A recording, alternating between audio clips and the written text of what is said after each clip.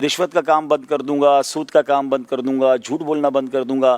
سب بولتے ہیں، میں تو پیچھے رہ جاؤں گا، میرے تو دکان کا خرچہ ہی نہیں لگے گا. میں ناظرین آپ کو ایک واقعہ سناتا ہوں، یہ بڑا پریکٹیکل واقعہ ہے اور دعوت اسلامی کے ایک مبلغ کے ساتھ یہ پیش آیا. اچھا. دعوت اسلامی کے ایک مبلغ تھے، وہ یورپ کے سفر پہ تھے اور ان کا بیان تھا حلال، رزق حلال پر ہی. اور یہی باتیں ہو رہی تھی کہ رزق حرام نہیں کرنا ہے، رزق حرام میں برکت نہیں ہے، اللہ کی ناراضگی کا سبب ہے، دعا قبول نہیں ہوتی. سارا بیان ہوا. پروگرام کے بعد ایک ینگ سا نوجوان ان کے پاس آیا اور آنکھوں میں اس کے آنسو تھے. کہتا مولانا صاحب آپ نے بیان تو کیا اور واقعی آپ صحیح کہہ رہے ہیں کہ حرام نہیں کرنا چاہیے. میرا ایک اسٹور ہے یورپ میں اور اس اسٹور پہ شراب بھی بکتی ہے اور ہماری زیادہ سیل شراب پہ ہی ہے. اگر میں شراب بیچنا بند کر دوں گا نا، مجھے پتہ یہ حرام ہے، تو میرے نہ اسٹور کا کرایہ نکلے گا، نہ میرا خرچہ نکلے گا، میرے بچوں کا کیا ہوگا.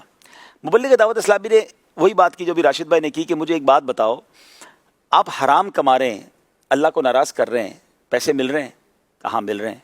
کہ حلال کرو گے تو اللہ روزی بند کر دے گا، اللہ تمہارے پیسے آنا بند ہو جائیں گے. آپ یقین کریں وہ نوجوان رونے لگ گیا. کہتا ہے مجھے بات سمجھ آ گئی ہے، بس آپ میرے لیے دعا کریں، میں یہ کام چھوڑ دوں گا. وہ مبلغ دعوت اسلامی کہتے ہیں میں تو اس بات کو بھول گیا. 1-1.5 سال بعد دوبارہ اس ملک میں جانا ہوا، دوبارہ اجتماع تھا.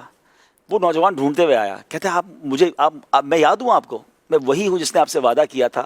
آپ یقین کریں میں نے شراب بیچنا چھوڑ دی، اللہ نے میرے کاروبار میں اور برکت ڈالی. یعنی یہ پریکٹیکل تجربہ ہے، یہ ہمیشہ ہوتا ہے. جتنے مجھے ویور سن رہے ہیں نا یا بعد میں سنیں، آپ کو یہ شیطان بالکل خیال لائے گا کہ یار حرام چھوڑ دوں گا تو کاروبار کیسے چلے گا، میں تو مارکیٹ میں پیچھے رہ جاؤں گا، میرا تو سودا ہی نہیں بکے گا، میری تو روزی اس چیز سے میسر ہے. یہ بے وقوفی ہے. مسلمان ہیں، ہمارا یہ یقین ہے، ہمارا یہ ایمان ہے کہ دینے والی ذات رب کی ہے.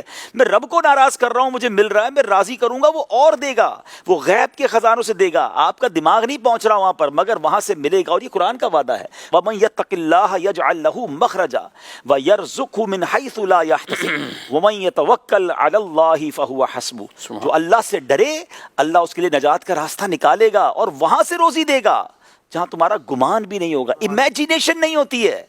آپ سوچیں کہ کیسے ہوگا، عقل یہ کہہ رہی ہے، شیطان یہی دماغ بتائے گا کہ ہو ہی نہیں سکتا. مگر قرآن کا وعدہ ہے نا، وَيَرْزُقْهُ مِنْ حَيْثُ لَا يَحْتَسِبُ، اللہ وہاں سے دے گا جہاں تمہارا گمان بھی نہیں ہوگا.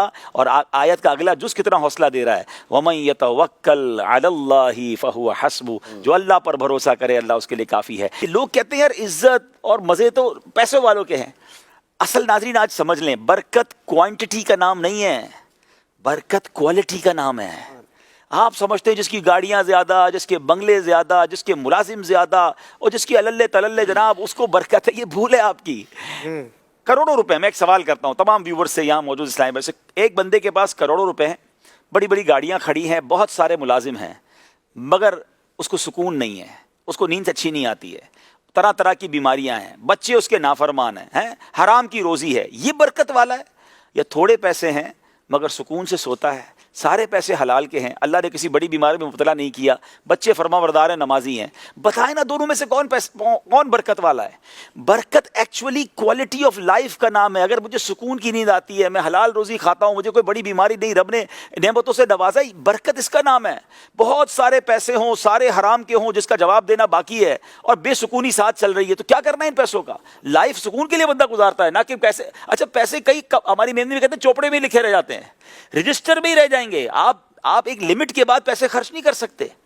ایک لمٹ کے بعد پیسے صرف آپ کے اکاؤنٹس میں ہی رہتے ہیں. آپ سونے کے دیوالے تو نہیں کھا سکتے نا، سونے اور ڈائمنڈ کے کپڑے تو نہیں پہن سکتے. ایک لمٹ کے بعد نارمل لائف ہوتی ہے سب کی، گاڑی آ گئی، اچھے کپڑے آ گئے، اچھا کھانا پینا ہو گیا، اور کیا کرو گے؟ لیکن وہ حرام کی ایک بس بڑھتے جائیں. ایک ہوتی ہے لالچ، ایک ہوتی ہے ہوس. سیٹھ جی کو فکر تھی 1 کے 10 کیجئے، موت آ پہنچی کہ حضرت جان واپس کیجئے، پھر سب چلا جاتا ہے.